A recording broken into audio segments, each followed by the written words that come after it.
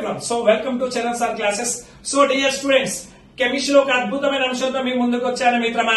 ఏంటంటే చూడండి, బంధక్రమం, bond order. మరి బంధక్రమం అంటే ఏమిటి? సో ఎందుకు దీనికోసం మనం డిస్కస్ చేయాలంటే, ఇక చూడుతామే చిడుతాలే జరిగిటీను ఇక్కడ ఏమవుతుందంటే, నువ్వు స్టేట్ లెవెల్ ఎగ్జామ్ రాయి లేదా సెంట్రల్ లెవెల్ ఎగ్జామ్ రాయి, కొన్ని మూలకాలు ఇస్తాడు లేకుంటే కొన్ని సమ్మేళనాలు ఇస్తాడు. ఇచ్చినప్పుడు ఆ మూలకాల యొక్క బంధక్రమ విలువ అడుగుతాడు లేదా సమ్మేళన యొక్క బంధక్రమ విలువ అడుగుతాడు. మరి బంధక్రమ విలువలు తెలుసుకోవాలి, ఖచ్చితంగా తెలుసుకోవాలని చూడండి. మన బోర్డు పైన ఒక అద్భుతమైనటువంటి టెక్నిక్ అనేది మీ కళ్ళ ముందు కనిపిస్తుంది.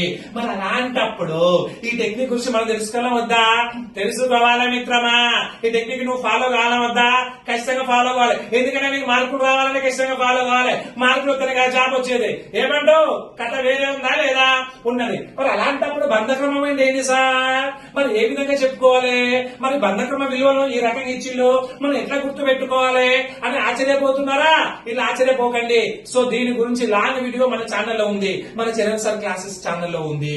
మీరు ఏం చేయాలంటే తొందరగా సబ్స్క్రైబ్ చేయండి, షేర్ చేయండి, లైక్ చేయండి మిత్రమా. లైక్ చేసిన తర్వాత మన లాంగ్ వీడియోలో దీన్ని అప్లోడ్ చేసిన ఫాలో కాండి. ఓకేనా? ఫాలో అయ్యే బంధక్రమం అనేది ఆ విలువలు ఎట్లా గుర్తు పెట్టుకోవాలో నేర్చుకోండి మిత్రమా. ఓకేనా? Thank you so much. జై హింద్.